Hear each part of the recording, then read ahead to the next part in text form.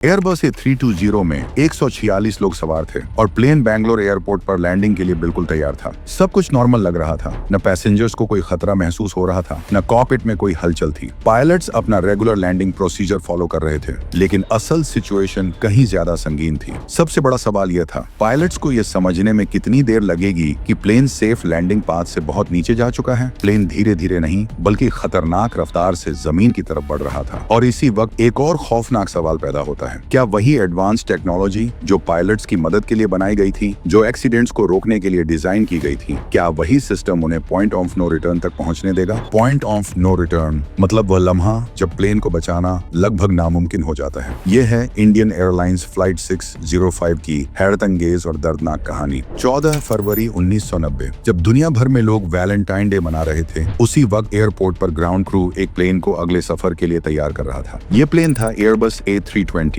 और यह थी इंडियन एयरलाइंस फ्लाइट 605। इस फ्लाइट को बॉम्बे से बैंगलोर तक एक नॉर्मल डोमेस्टिक ट्रिप करना था। सब कुछ बिल्कुल रूटीन लग रहा था। पैसेंजर्स धीरे धीरे प्लेन में बोर्ड कर रहे थे और कॉकपिट के अंदर पायलट्स अपनी प्री फ्लाइट चेकलिस्ट वेरीफाई कर रहे थे। कॉकपिट की लेफ्ट सीट पर कैप्टन फर्नांडीज बैठे थे। उनकी उम्र 46 साल थी। उनके पास 9000 से ज्यादा फ्लाइट आवर्स का एक्सपीरियंस था। एविएशन में इसे एक बहुत एक्सपीरियंस्ड पायलट माना जाता है, लेकिन इस फ्लाइट पर उनका रोल थोड़ा अलग था। वह सिर्फ प्लेन फ्लाई नहीं कर रहे थे, बल्कि उनका इवैल्यूएशन भी हो रहा था। दरअसल ये उनका एयरबस A320 पर कैप्टन बनने का पहला रूट चेक था। रूट चेक एक टेस्ट जैसा होता है। इसमें सीनियर पायलट देखते हैं कि कैंडिडेट कैप्टन रियल फ्लाइट में एयरक्राफ्ट को कितनी अच्छी तरह हैंडल करता है। कैप्टन फर्नांडीज के पास A320 पर अब तक सिर्फ 68 आवर्स का एक्सपीरियंस था और वह भी को पायलट के तौर पर। उनके बिल्कुल पास कैप्टन गो पुचकर बैठे थे। उनकी उम्र 44 साल थी और वह एक चेक पायलट थे। चेक पायलट असल में एक सीनियर इंस्ट्रक्टर होता। उसका काम होता है दूसरे पायलट्स की ट्रेनिंग और इवैल्यूएशन करना। गो पुचकर के पास 10,000 से ज्यादा टोटल फ्लाइट आवर्स का एक्सपीरियंस था। एयरबस A320 पर भी उन्होंने 255 आवर्स फ्लाई किए थे।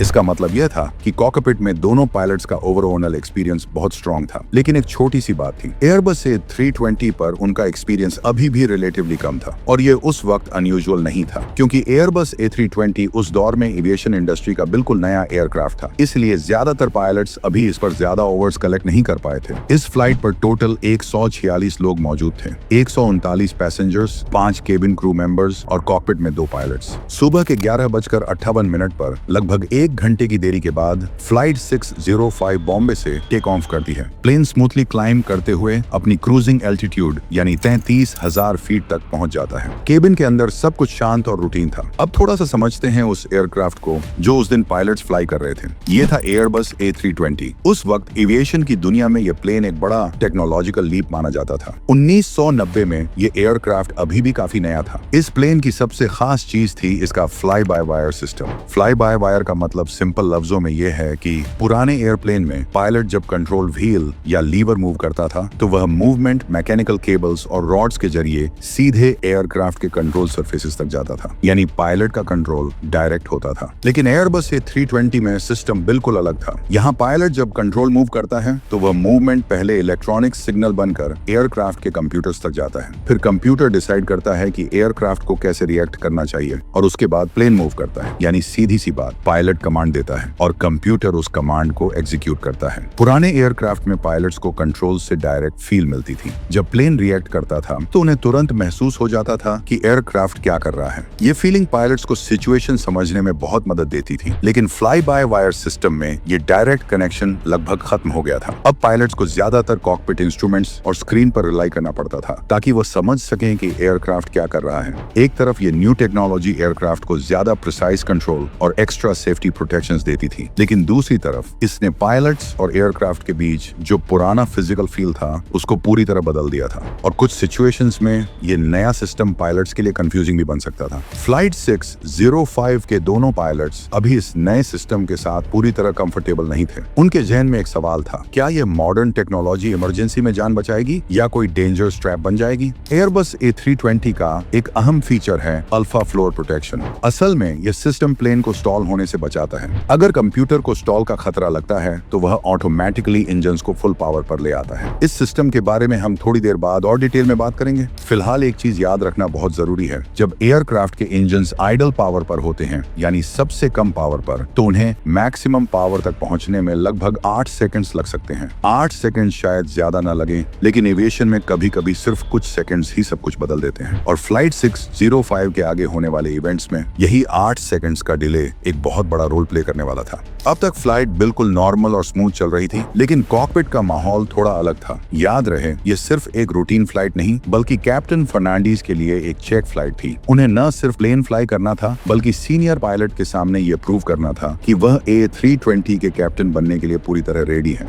अक्सर ऐसे टेस्ट में पायलट्स ज्यादा केयरफुल और फोकस्ड हो जाते हैं, लेकिन कभी कभी यही चीज एक एक्स्ट्रा प्रेशर क्रिएट कर देती है। ये कहना मुश्किल है कि उस वक्त उनके दिमाग में क्या चल रहा था, लेकिन यह मुमकिन है कि इसी प्रेशर ने आगे होने वाले फैसलों में कोई रोल प्ले किया हो। 12:44 पर ATC फ्लाइट 605 को डिसेंट की क्लियरेंस देता है और पायलट्स को 11,000 फीट तक नीचे आने को कहा जाता है। बैंगलोर में मौसम बिल्कुल साफ था और विजिबिलिटी बेहतरीन थी। लैंडिंग के लिए एक परफेक्ट दिन। जैसे जैसे प्लेन नीचे आ रहा था, कॉकपिट में काम का बोझ बढ़ने लगा और पायलट्स ने अप्रोच ब्रीफिंग शुरू कर दी। अप्रोच ब्रीफिंग एक प्लानिंग डिस्कशन होता है। इसमें पायलट्स लैंडिंग से पहले पूरा प्लान रिव्यू करते हैं। कौन सा रनवे यूज होगा, कौन से इंस्ट्रूमेंट्स फॉलो करने हैं और अगर कुछ गलत हो जाए तो क्या करना है। शुरू में पायलट्स का प्लान था कि वह रनवे 09 के लिए DME अप्रोच यूज करेंगे। सिंपल लफ्जों में ये एक लैंडिंग मेथड होता है जहां पायलट्स रेडियो सिग्नल्स और कॉकपिट इंस्ट्रूमेंट्स की मदद से रनवे तक गाइड होते हैं। ये सिस्टम दोनों पायलट्स के लिए काफी फैमिलियर था। सब कुछ प्लान के मुताबिक लग रहा था, लेकिन कुछ ही देर में ये सिंपल सा अप्रोच प्लान अचानक चेंज होने वाला था। कुछ ही देर बाद एयर ट्रैफिक कंट्रोल यानी ATC क्रू को एक नई इंस्ट्रक्शन देता है। अब उन्हें पहले प्लान की गई इंस्ट्रूमेंट अप्रोच की जगह विजुअल अप्रोच के लिए राडार वेक्टर्स दिए जा रहे थे।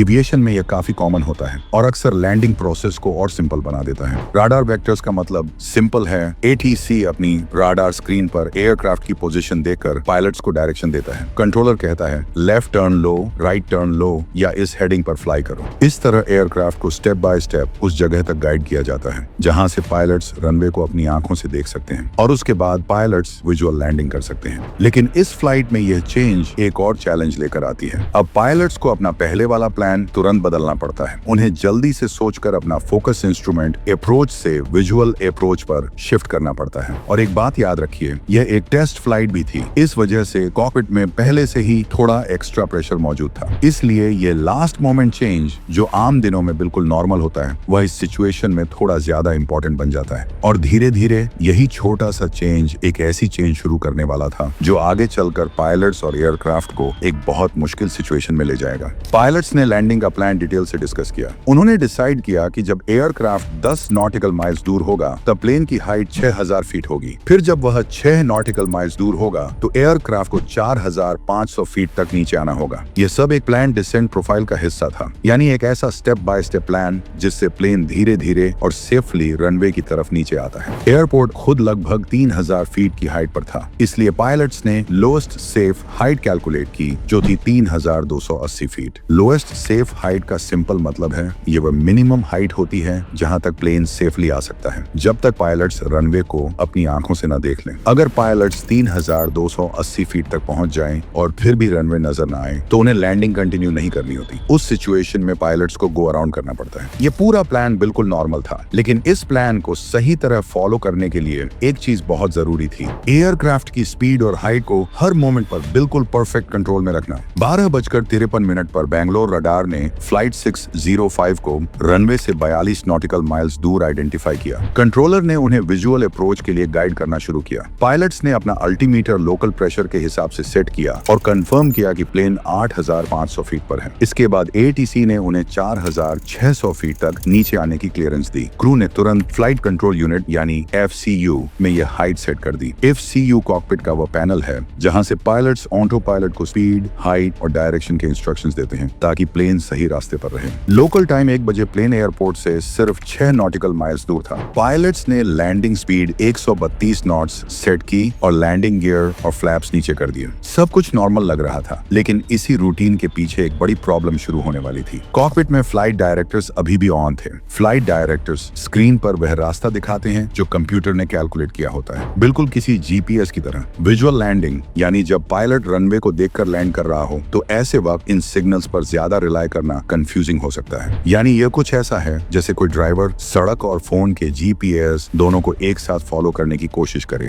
इस एक्स्ट्रा इन्फॉर्मेशन से पायलट का फोकस असली रनवे से हटकर कॉकपिट की स्क्रीन पर जा सकता है। रनवे दिखाई देने लगती है और 1 बजे पर कैप्टन फर्नांडीज अनाउंस करते हैं कि प्लेन एयरपोर्ट से 6 नॉटिकल माइल्स दूर है। इसी लम्हे ऑटो पायलट ऑफ हो जाता है। ये एक बेहद अहम मोड़ था। अब एयरबस A320 मैनुअल कंट्रोल में आ चुका था और पायलट्स को प्लेन की मूवमेंट खुद हैंडल करनी थी। अगले 30 से 40 सेकंड्स बहुत क्रिटिकल हैं। जैसे ही प्लेन 5000 फीट तक नीचे आता है, ऑटो पायलट का सिस्टम 4600 फीट की टारगेट हाइट मेंटेन करने के लिए रेडी मोड में होता है। लेकिन यहाँ एक प्रॉब्लम थी, ऑटो थ्रस्ट और फ्लाइट डायरेक्टर्स अभी भी एक्टिव थे, यानी प्लेन पूरी तरह मैनुअल नहीं था। कुछ सिस्टम्स अभी भी एयरक्राफ्ट के बिहेवियर को बैक एंड पर कंट्रोल कर रहे थे और यही चीज मैनुअल फ्लाइंग के दौरान एक अजीब सा मिक्स क्रिएट कर रही थी। इंजन्स अब सिर्फ आइडल पावर पर थे और प्लेन बेसिकली बिना किसी इंजन फोर्स के ग्लाइड कर रहा था। हाई एल्टीट्यूड पर यह नॉर्मल हो सकता है, लेकिन जमीन के इतने करीब ये बहुत ज्यादा खतरनाक था। अब प्लेन की स्पीड ऑटोमेटिकली मेंटेन नहीं हो रही थी और स्पीड के साथ साथ ऊंचाई भी तेजी से कम हो रही थी। ट्रेनिंग कैप्टन का काम था इंस्ट्रूमेंट्स को मॉनिटर करना और अगर प्लेन सही स्पीड या हाइट से हट रहा हो तो अलर्ट करना। लेकिन इस कंफ्यूजन में उन्होंने भी इस खतरे को नोटिस नहीं किया। यही छोटी सी गलती अब एक बड़े हादसे की शक्ल लेने वाली थी। प्लेन की स्पीड और हाइट तेजी से गिर रही थी, लेकिन पायलट्स को अभी तक खतरे का एहसास नहीं था। रेडियो अल्टीमीटर ने पहले 400 फीट और फिर सिर्फ 4 सेकंड्स बाद 300 फीट का अलर्ट दिया, जिसका मतलब साफ था कि वे बहुत तेजी से जमीन की तरफ गिर रहे थे। यही वे लम्हा था जब ट्रेनिंग कैप्टन को समझ आ गया कि प्लेन सिर्फ आइडल पावर पर ग्लाइड करते हुए खतरनाक हद तक नीचे जा रहा है। इस क्रिटिकल सिचुएशन में कॉकपिट में पायलट्स के बीच ये बातचीत हुई। ट्रेनिंग कैप्टन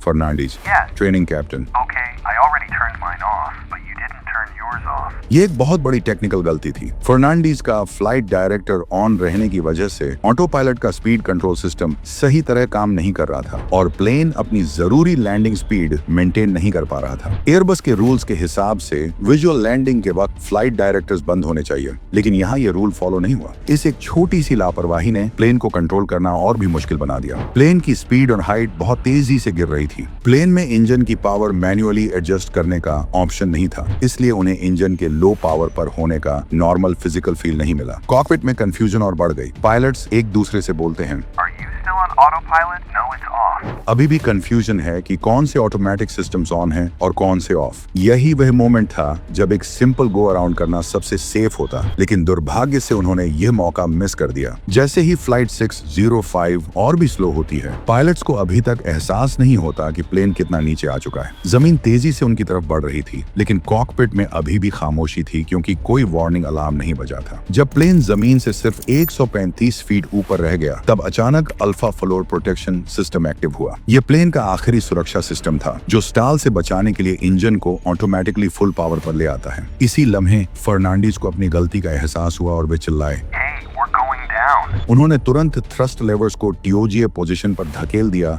गो अराउंड करने के लिए। यह बिल्कुल सही फैसला था, लेकिन अफसोस कि अब बहुत देर हो चुकी थी। इंजन को आइडल से फुल पावर तक पहुंचने में लगभग 8 सेकंड्स लगते हैं और इस वक्त उनके पास सिर्फ 4 से 5 सेकंड्स बचे थे। यही 8 सेकंड्स का डिले जिंदगी और मौत के बीच सबसे बड़ी दीवार बन गया। और फिर प्लेन इतना नीचे आ गया कि फ्लाइट 605 रनवे से लगभग 2800 फीट पहले क्रैश हो गई। इस दर्दनाक हादसे में 146 लोगों में से 92 लोगों की जान चली गई। फ्लाइट 605 की investigation Indian court of inquiry ने की, जिसमें कई हैरतअंगेज बातें सामने आईं। कॉकपिट वॉइस रिकॉर्डर के मुताबिक आखिरी मोमेंट तक दोनों पायलट्स बिल्कुल रिलैक्स थे और रूटीन प्रोसीजर्स फॉलो कर रहे थे, लेकिन सिर्फ 35 सेकंड्स के अंदर एक नॉर्मल फ्लाइट तबाही में बदल गई। इन्वेस्टिगेशन के मुताबिक पायलट्स ने खतरे को पहचानने में देर की। रेडियो अल्टीट्यूड के कॉल आउट्स के बावजूद इंजन्स की पावर एडजस्ट करने में कोई एक्शन नहीं लिया गया। Plane idle open descent mode में चला गया था, लेकिन इसकी सटीक वजह कभी कंफर्म नहीं हो सकी। रीजन जो भी था, मगर अब यह प्लेन क्रैश हो चुका था। एक्सीडेंट को रोका जा सकता था अगर दोनों फ्लाइट डायरेक्टर्स ऑफ होते, इंजन्स को मैन्युअली टोगा पर डाला जाता, मगर शायद हमें कभी 100% सच्चाई मालूम न हो सके। लेकिन फ्लाइट 605 की लेगेसी ने आज के एयर ट्रैवल को पहले से कहीं ज्यादा सेफ बना दिया है।